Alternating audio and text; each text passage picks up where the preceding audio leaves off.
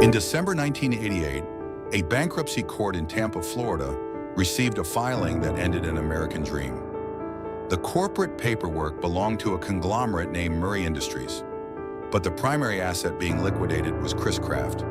The production lines in Bradenton sat silent. The dealer network fractured. A brand that had defined American marine leisure for nearly a century was now just a troubled line item on a creditor's ledger. The debt was massive. The factory floors were empty. The most famous name in boating was suddenly a distressed asset up for auction. 3 decades earlier, that exact same name held absolute authority over every freshwater lake in coastal marina in the United States. It meant varnished mahogany. It meant flawless joinery. It meant marine mechanics who could identify a hull just by the deep rumble of its inboard engine. From the elite docks of Lake Tahoe to the crowded marinas of the Great Lakes, a Chris-Craft was not just a vessel. It was the definitive proof that an American family had succeeded. It was the undisputed king of the water. But the real story of Chris-Craft in America is not the sterile bankruptcy of a corporate parent in a Florida courtroom. It is the story of traditional marine craftsmanship versus the ruthless reality of the American market. It is the story of varnished wood fighting an unwinnable war against cheap fiberglass. It is the story of a boat builder's obsession colliding with the brutal economics of seasonal maintenance, corporate consolidation, and a rapidly changing waterfront. America built the harbors. The market built the rules. Every week, we tell the stories of the vessels that defined American waterways and the economic forces that ultimately broke them. Subscribe if you want to keep hearing them. The story begins not in a Florida courtroom, but in the American industrial heartland, in Algonac, Michigan, long before the modern marina was ever built. In 1874, the American marine industry did not exist as a consumer market. In the small town of Algonac, Michigan, sitting on the edge of the St. Clair River, a young man named Christopher Columbus Smith began building simple wooden boats for duck hunting. The water was cold. The currents were strong. The boats had to be practical, tough, and perfectly suited to the river. Smith understood wood, he understood displacement, and he understood what water demanded of a hull. For decades, Smith operated as a local craftsman. When internal combustion engines became viable in the early 20th century, he transitioned from rowing skiffs to powered racing hulls. Partnering with racing legend Gar Wood, Smith built the legendary Miss America series. These vessels dominated international powerboat racing. They were built for pure, terrifying speed. But they were one-off engineering experiments. They were not products. Before 1922, the American recreational powerboat market was characterized by extreme exclusion. If a wealthy industrialist in New York, Chicago, or Boston wanted a powered pleasure vessel, he could not simply buy one off a showroom floor. He had to commission a naval architect. He had to hire a custom boatyard in Maine or Long Island Sound. He had to wait 6 months to a year for delivery. A custom powerboat was a bespoke privilege reserved for the Vanderbilts, the Astors, and the Fords. The emerging American middle class, and even the prosperous upper middle class of doctors and managers, had no access to the water. There was no standardized design. There was no dealer network. There was no fixed price. The market was a fortress of custom wealth. Christopher Columbus Smith looked at the custom boatyards of New England, and then he looked 50 miles south to Detroit.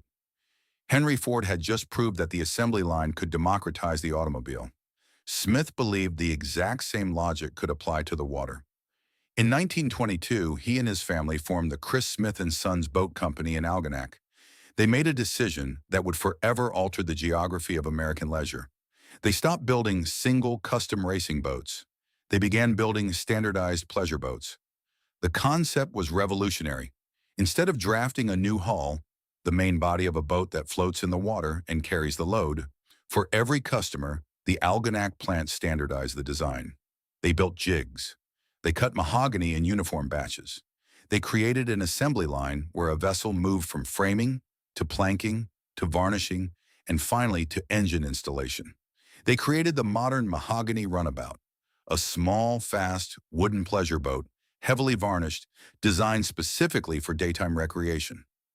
To build these boats by the thousands, the Algonac factory required an industrial supply chain. The company began importing Philippine mahogany by the trainload. The lumber yards in Michigan stacked millions of board feet of premium timber.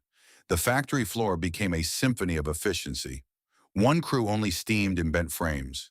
Another crew only fastened the bottom planks. Another crew only applied the distinct, mirror-like coats of marine varnish. The market entry was aggressive and entirely new to the maritime world. In 1922, Smith offered a standardized 24-foot runabout with a fixed, advertised price of $3,200. In today's currency, that is roughly $58,000. It was not cheap, but compared to a $15,000 custom yacht, it was a revolution in accessibility. For the first time, an American could look at an advertisement, write a check, and take immediate delivery of a high-performance marine machine. To sell these standardized vessels, the company needed a distribution architecture that custom builders had never imagined. They needed dealers. In 1924, Arthur J. Utz, an early advocate for the brand, helped establish a retail presence in New York. Soon, Chris Craft models were placed directly on the floor of the John Wanamaker department store in New York City. Shoppers looking at clothing and furniture suddenly found themselves staring at a varnished mahogany hull. The boats were no longer hidden in dusty coastal boatyards. They were presented as essential consumer goods.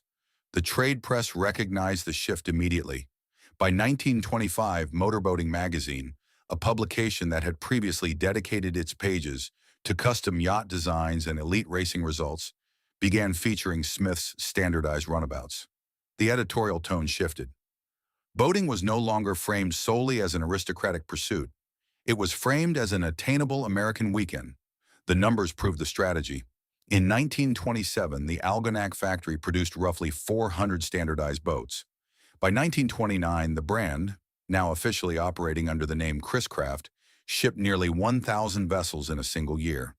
In an era where a traditional boatyard might complete 3 hulls a season, this volume was staggering. The standardization provided something even more valuable than a lower purchase price. It provided parts. The company utilized standardized inboard engines. Engines mounted inside the hull that drive a propeller through a fixed shaft. If an owner struck a submerged log in Lake George, New York, or damaged a windshield bracket in Miami, Florida, they did not have to hire a local carpenter to fabricate a custom replacement. The dealer could order the exact part from Michigan. It would arrive in a crate, and it would fit perfectly. This was the true American breakthrough. Chris Craft did not just build a boat, they built a predictable system of ownership. They removed the mystery from the shipyard and replaced it with a catalog. The barrier to the American lake had been breached. To understand how a factory in Michigan conquered the American water, one must step aboard a Chris Craft runabout in the mid-1930s. The physical experience of the boat was entirely disconnected from its industrial origin. To the operator, it did not feel like an assembly line product. It felt like a bespoke instrument. Approaching the vessel at a wooden dock, the first impression was visual. The hull was shaped from deep, rich Philippine mahogany. The wood was not painted. It was stained and then sealed beneath 6 to 8 coats of premium marine spar varnish, sanded by hand between every application. The deck gleamed under the summer sun like fine furniture. Stepping aboard, the sensory experience shifted to sound and vibration.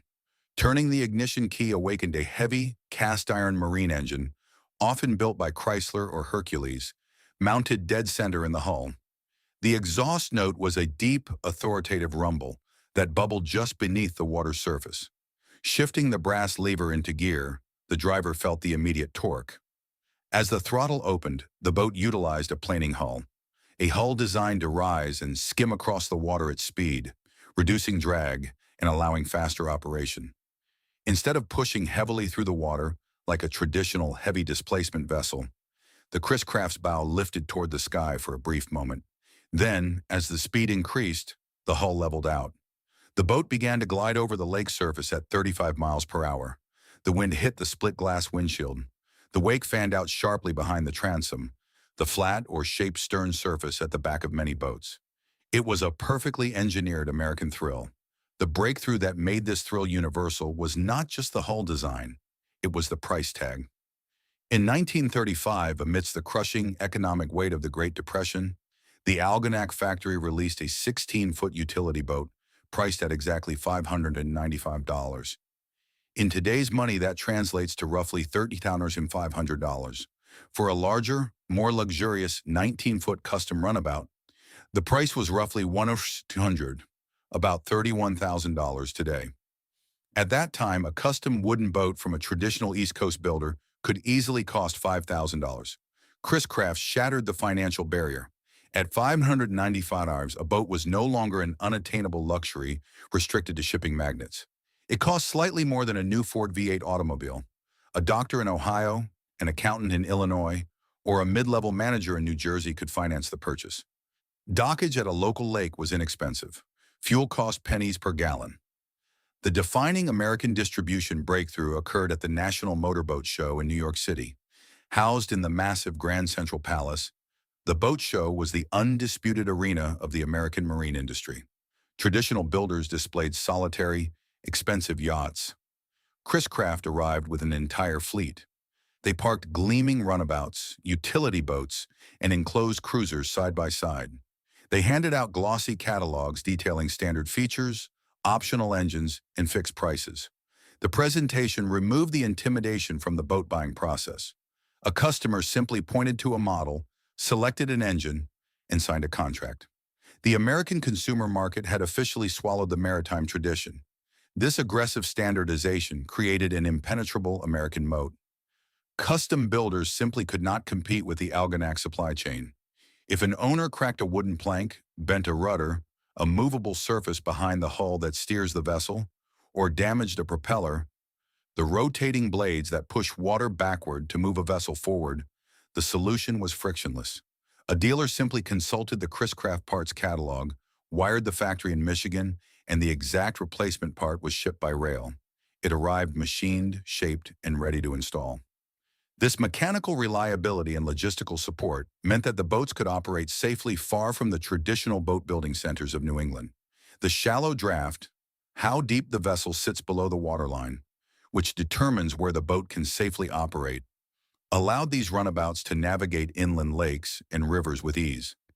Institutions across the continent recognized the structural advantage. The vessels were quickly adopted, promoted, and purchased by the most prestigious maritime organizations in the country. The Seattle Yacht Club in Washington State integrated them into their moorage. The Tahoe Tavern Marina on Lake Tahoe utilized them as the ultimate high-altitude luxury craft. The 1,000 Islands Yacht Club on the St. Lawrence River saw their docks fill with the varnished hulls. Marinas along Biscayne Bay in Florida showcased them to the wintering elite. The Chicago Yacht Club on Lake Michigan embraced them for summer recreation. Even local chapters of the United States Coast Guard Auxiliary began evaluating and utilizing the larger, standardized Chris-Craft cabin cruisers for inland patrol duties, trusting the reliable inboard power and predictable handling. By the late 1930s, the company had established a network of hundreds of authorized dealers stretching from the Atlantic seaboard to the Pacific Northwest. First-year production volumes of new models consistently sold out before the summer boating season even began. The brand had achieved a scale that no other boat builder on Earth could match. The wood demanded respect. It demanded intense seasonal maintenance. But in the pre-war American market, owners gladly paid the price for the privilege of the wake. The name on the builder's plate was not a country of origin. It was a specification.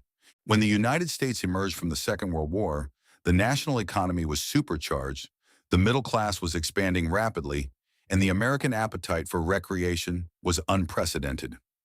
During the conflict, the Chris-Craft factories had shifted to military production, building more than 10,000 landing craft and patrol boats for the United States Navy and Army. The company learned how to build larger hulls, how to source massive quantities of materials, and how to scale assembly lines far beyond their pre-war capacity. When the government contracts ended in 1945, the Algonac plants pivoted back to civilian production with lethal industrial efficiency. The ensuing decade became the absolute zenith of the wooden boat in America, and Chris-Craft was the undisputed architect of that era. By the mid-1950s, the brand commanded an estimated 70% of the American wooden powerboat market. They were not merely a participant in the marine industry, they were the industry. To comprehend the sheer scale of their dominance, one only had to look at the commercial geography of American water. Bahia Mar Marina in Fort Lauderdale wanted the heavy winter cruisers. Newport Harbor in Southern California wanted the Hollywood glamour. The Detroit Yacht Club wanted the hometown industrial pride. Lake Minnetonka in Minnesota wanted the perfect summer runabout. The Thousand Islands region of New York wanted the speed. Lake Geneva in Wisconsin wanted the varnished tradition. The Seattle waterfront wanted the enclosed, weather-protected superstructure, the part of a yacht built above the main deck, including cabins, bridge, and upper decks, to shield owners from the cold Pacific Northwest rain. The professional marine ecosystem organized itself entirely around the Michigan builder. Mechanics at hundreds of authorized boatyards across the country made their living servicing the Chrysler marine engines and replacing the bronze propeller shafts of Chris-Craft vessels. The National Marine Manufacturers Association, the trade body connecting builders and dealers, heavily relied on Chris-Craft's massive boat show displays to drive national attendance. Trade magazines like Motorboating and Yachting dedicated entire issues to reviewing the new model year lineup. At the peak of this expansion, Chris-Craft maintained a network of over 1,000 authorized dealers nationwide. In a market where a failed engine or a rotting hull could ruin an entire summer, that figure was not just a metric of sales. It was a guarantee of survival. The company's catalog expanded to a staggering degree. By 1959, an American consumer could walk into a dealership and choose from more than 150 distinct models. The lineup ranged from a modest 15-foot open utility boat priced around $2,000 to a massive 65-foot motor yacht, a large luxurious recreational vessel featuring multiple cabins, a galley, and a dedicated bridge. The command area of a ship where navigation and steering are controlled. A flagship motor yacht could cost nearly $150,000, roughly $1.6 million today. At a premier American marina in 1957, the physical presence of a Chris-Craft fleet was overwhelming. The water reflected an endless line of meticulously varnished mahogany transoms. The air smelled of gasoline, damp wood, and fresh marine spar varnish. Stepping onto the deck of a 30-foot sea skiff, an owner felt the solid, heavy response of traditional wood construction beneath their deck shoes. The chrome fittings, the cleats, the bow lights, the horn grills were polished to a blinding shine. When a fleet departed a harbor on a Saturday morning, the synchronized thunder of dozens of heavy inboard engines turning over at once physically rattled the wooden docks. The brand had successfully turned a vessel into an American status symbol. A Chris-Craft was heavily financed, rigorously insured, and meticulously maintained. It was the ultimate post-war reward. But the company's true power was not just in making boats look beautiful at the dock. It was in how those boats behaved when the weather turned. The defining American cultural moment for Chris-Craft arrived not in a showroom, but on the water during the post-war boating boom of the late 1950s. The geography of American leisure was expanding rapidly. The newly constructed interstate highway system allowed families to tow boats from inland suburbs to coastal bays. The summer weekend became an institution, and Chris-Craft was the primary vessel that carried it. Nowhere was this physical dominance more evident than on Lake Tahoe, a massive, deep alpine lake straddling the border of California and Nevada. Tahoe was famous for its concentrated wealth, its resort culture, and its brutal afternoon chop. The water there is heavy. The wind funnels unpredictably through the mountains. A poorly designed boat will shatter its passengers. On a rough, windswept afternoon across Lake Tahoe, where a flatter, lighter hull would pound violently, throw freezing spray over the bow, and force the captain to pull the throttles back, the heavy, rigid mahogany structure of a Chris-Craft runabout could hold its line, maintain its speed, and keep the crew believing the boat was built explicitly for that water. The response from the American market was absolute. Hollywood actors like Frank Sinatra and Katharine Hepburn were photographed driving the varnished hulls. Elvis Presley piloted one in his films. The boats became a cultural shorthand for success. When a prominent banker in Chicago or a successful doctor in Ohio wanted to demonstrate their arrival in the upper class, they did not buy a second house. They bought a 25-foot Chris-Craft Sportsman. Local yacht clubs adjusted their slips to accommodate the brand's exact dimensions. The Coast Guard Auxiliary praised their predictable handling during inland rescue operations. The trade press elevated the brand from a manufacturer to an American institution. By one account, Motor Boating magazine dedicated more advertising space to Chris Craft than to its next three competitors combined. The production metrics reflected this cultural dominance. By 1959, the company reached its absolute peak. Industry estimates suggest Chris Craft was delivering roughly 8,000 wooden boats annually. The dealer network exceeded 1,000 locations. The manufacturing footprint had expanded from the original Algonac plant to include massive facilities in Holland, Michigan, Cadillac, Michigan, Pompano Beach, Florida, and Chattanooga, Tennessee. The workforce swelled to over 4,000 specialized carpenters, mechanics, varnishers, and marine engineers. At its height, the American retail presence was awe-inspiring. A flagship dealership in Florida or New York did not just sell boats. It sold a complete maritime system. The service department stocked thousands of identical replacement parts. The showroom floors smelled of fresh upholstery and wax. A customer could trace their hand along the freeboard, the distance between the waterline and the deck edge, which helps keep water out in rough conditions, and feel absolutely no seams, no imperfections, and no compromise. The maintenance itself created an entire secondary economy. Every marina on the eastern seaboard depended on the Chris Craft spring commissioning. The wood was alive. It swelled in the water to seal the bilge, the lowest interior part of a vessel where water can collect. It flexed under the impact of heavy waves. It required an army of local marina workers to sand, seal, and varnish it every single spring. It demanded a covered slip. It demanded monthly attention. It demanded a relationship between the owner, the mechanic, and the yard manager. Americans happily paid these costs because the vessel delivered unparalleled social status. In 1959, Chris Craft was more than a boat builder. It was the undisputed master of the American water. The formula of mahogany, heavy inboard power, and relentless standardization seemed invincible. The company had survived the Great Depression. It had survived the Second World War. It was not prepared to survive fiberglass. The decline of Chris Craft in America was not a sudden failure of naval architecture. It was a slow, agonizing suffocation. The company that had taught America how to play on the water failed to realize that the rules of the game had fundamentally changed. Their descent was driven by three structural American market forces arriving in a brutal, overlapping sequence. Force 4, technological disruption. Force 5, maintenance, fuel, marina, crew and infrastructure costs. And Force 1, corporate consolidation and market shifts. The American turning point arrived in 1960.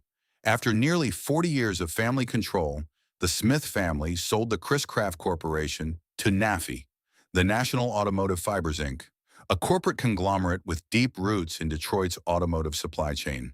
The sale price was roughly $40 million, the equivalent of $400 million today. On paper, it was a massive triumph. In reality, it was the moment the soul departed the hull. A company built by boat builders who understood the specific flex of a wooden keel was now controlled by accountants who viewed the marine market as a simple spreadsheet of quarterly returns. Simultaneously, the greatest technological disruption in maritime history swept across the American waterfront. Fiberglass, a material made from glass fibers and resin, used to build lighter, lower-maintenance boat hulls compared with traditional wood. During the Second World War, the U.S. Navy and military contractors had experimented with early composites. By the late 1950s, the chemical processes had stabilized for civilian use. A builder could construct a mold, spray it with gel coat, lay down sheets of woven glass fabric, saturate it with resin, and pull out a perfectly formed, watertight hull in a matter of days. Chris Craft management, blinded by decades of mahogany dominance, viewed fiberglass as a cheap, soulless imitation. They believed the American yachtsman would never abandon the warmth, the status, and the ride quality of traditional wood. They were entirely wrong. They severely underestimated Force 5, the crippling economics of maritime maintenance. Owning a wooden boat in an American marina was not merely a financial transaction, it was a grueling lifestyle. By the mid-1960s, labor costs at coastal boat yards and inland marinas were rising rapidly. A wooden Chris Craft required a massive amount of seasonal care. Every autumn, it required a haul-out. The process of lifting a boat out of the water for maintenance or inspection. Over the winter, the wood would dry out and shrink. In the spring, the hull seams had to be checked, caulked, and painted. The topsides demanded relentless, expensive hand sanding and multiple fresh coats of marine varnish. If the varnish failed, the sun and water would permanently stain the mahogany. Worse, when a wooden boat was launched in the spring, it intentionally leaked until the wooden planks swelled to seal the gaps. An owner had to trust their bilge pump, a pump that removes unwanted water from the bilge, to keep the vessel afloat for the first 3 days of the season. If a battery died, the boat sank at the slip. The American middle class, moving into the rapid pace of the 1960s and 1970s, no longer had the patience or the disposable income for this ritual. They wanted a boat they could leave on a trailer, ignore all winter, and drop into the lake on Memorial Day without a single hour of maintenance. Fiberglass delivered exactly that. It did not rot. It did not shrink. It required only soap and a hose. The competitive displacement was swift and merciless. In 1960, a North Carolina builder named Arrogance launched the Nitwits, a 41-foot fiberglass sport fishing yacht that proved composites could handle heavy ocean chop. In Florida, Bertram Yacht introduced the Deep V fiberglass hull, which shattered ocean racing records and made wooden offshore cruisers instantly obsolete.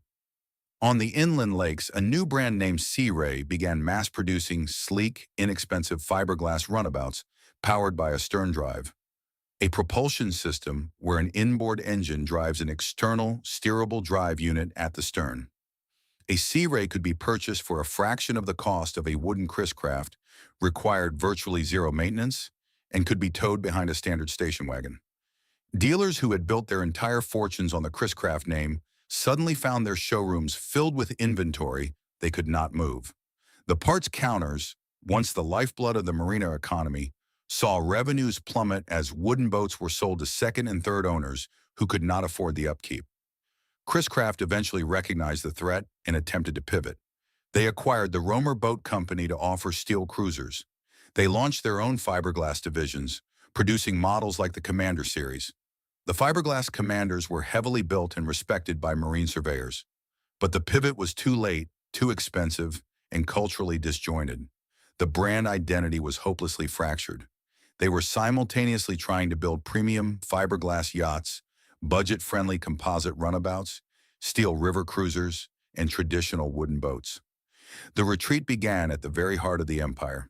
In 1968, Chris-Craft permanently closed the original Algonac, Michigan manufacturing plant.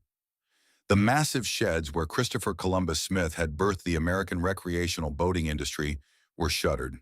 The inventory of Philippine mahogany was liquidated. The specialized workforce of master carpenters was dismissed. The era of the mass-produced wooden boat was officially over, but the brand's American tragedy was only halfway finished. Surviving the transition to fiberglass merely kept the company alive long enough to face a much more ruthless corporate dismantling. Through the 1970s, the company was hollowed out from the inside. Force One, domestic shipyard, dealer, and fleet dominance, crushed their remaining market share. New American builders like Bayliner and Sea Ray mastered high-volume, low-margin fiberglass production. They offered turnkey boat packages, hull, engine, and trailers sold together for one heavily financed price. They stole the middle-class lakes. Meanwhile, premium builders like Hatteras, Viking, and Bertram dominated the coastal yacht clubs, offering massive, seaworthy diesel sport fishing rigs. Chris-Craft was trapped in a dying middle ground. They were too expensive for the entry-level buyer and no longer prestigious enough for the elite yachtsman. Then came the fuel crises of 1973 and 1979, triggering Force 5, fuel, marina, and infrastructure costs. The heavy fiberglass cruisers Chris-Craft now relied upon were massive consumers of gasoline. When marina fuel prices quadrupled and gas docks from Long Island Sound to San Francisco Bay hung no fuel signs, the market for large, inefficient powerboats evaporated. Owners abandoned their vessels at the docks. Resale values collapsed. A used 35-foot cruiser quickly became a financial liability. The sprawling dealer network, once the envy of the global marine industry, began to fracture. Dealerships in Chicago, Seattle, and Miami quietly removed the Chris-Craft signage and replaced it with Sea Ray or Wellcraft banners. The dedicated Chris Craft mechanic, the man who knew every engine tolerance by heart, disappeared. If a boat broke down in 1955, the local authorized yard fixed it immediately. If a fiberglass model broke down in 1985, the owner was placed on a waiting list at a generic repair facility that cared nothing for the brand's heritage. In a desperate attempt to survive, the corporate parent began divesting its maritime assets. They sold off their commercial divisions, vastly reducing their gross tonnage, a measurement of a ship's internal volume, not its weight, on the American water. Finally, in 1981, the recreational boat division was sold to a group named Murray Industries. Under this new ownership, the brand tried to chase the offshore speedboat craze. They built the Stinger series, heavily featured in the television show Miami Vice. But this was a superficial victory. They were building flashy, brightly colored speedboats that had absolutely nothing in common with their dignified mahogany heritage. They chased fleeting cultural trends instead of setting the standard for marine engineering. To fund this rapid expansion, to buy new fiberglass tooling, and to keep the Florida facilities running, Murray Industries took on massive, unsustainable debt. When the American recreational boating market contracted sharply after the stock market crash of 1987, the debt became fatal. The manufacturing plants in Bradenton, Florida, and Holland, Michigan were operating far below capacity. The supply chain broke down entirely. Warranty claims on poorly built fiberglass hulls piled up on the desks of angry marina managers. The trust, built over 60 years, was completely gone. In December 1988, the inevitable arrived. Murray Industries filed for Chapter 11 bankruptcy in a Tampa, Florida court. The brand was seized by creditors. It was subsequently auctioned off to the Outboard Marine Corporation, a massive engine conglomerate that treated the legendary nameplate as merely a delivery system for its outboard motors. The corporate rating stripped the name of its final remaining dignity. The physical reality of this collapse was visible across the American waterfront. The massive production facilities were eventually shuttered. The specialized tooling was sold off for scrap. Thousands of American factory workers, marine electricians, fiberglass technicians, and dealership staff lost their livelihoods. The boats that had defined the American summer were now orphans. The parts catalogs became useless. The warranty guarantees became void. The insurance underwriters walked away. The corporate debt was called in. The Bradenton assembly lines stopped. The fiberglass molds were abandoned. The dealer showrooms went dark. The factory gates were locked. The parts inventory was liquidated. The mechanics packed their tools. The heritage was sold. The water belonged to others. The empire was gone. In 2001, an American investment group purchased the rights to the Chris Craft name out of the wreckage of corporate bankruptcy. They successfully resurrected the brand, establishing a new, modern manufacturing facility in Sarasota, Florida. Today, they build beautiful, high-end fiberglass dayboats. The modern vessels feature retro styling, elegant teak accents, and advanced outboard propulsion.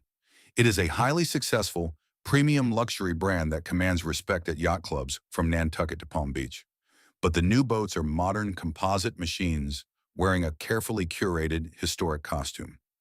The original soul of the company, the obsessive mass production of wooden hulls for the American middle class, did not survive the courtroom in Tampa. The true legacy of Christopher Columbus Smith does not live in a modern fiberglass factory. It lives entirely within the American preservation community. Across the United States, an intense, highly funded subculture refuses to let the original hulls die. Organizations like the Antique and Classic Boat Society maintain registries of thousands of surviving wooden runabouts.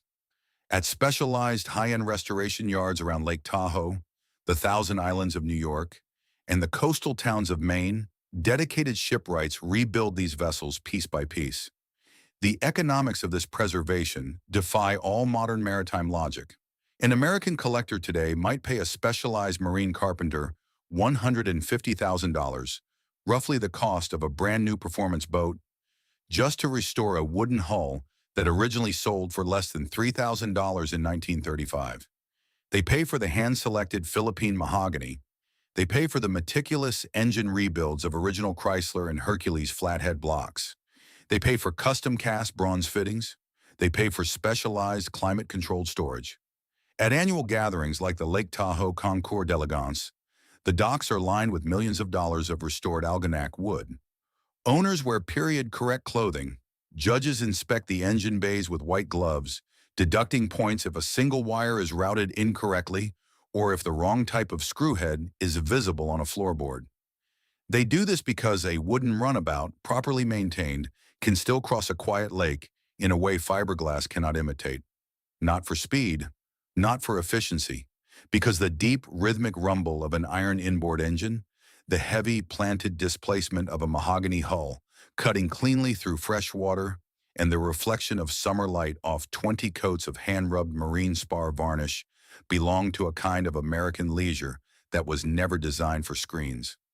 It is a physical, demanding, and intensely tactile experience. The wood absorbs the vibration of the water. The boat feels alive. Today, if you travel to Algonac, Michigan, the immense industrial infrastructure that created this experience is gone. The massive factory sheds that once housed the largest wooden boat building operation on Earth have been demolished. The physical address along the St. Clair River, where thousands of local workers once steamed heavy oak frames and fastened miles of mahogany planks, has been quietly replaced by residential housing, a marina, and municipal parks. A bronze statue of Christopher Columbus Smith sits near the water.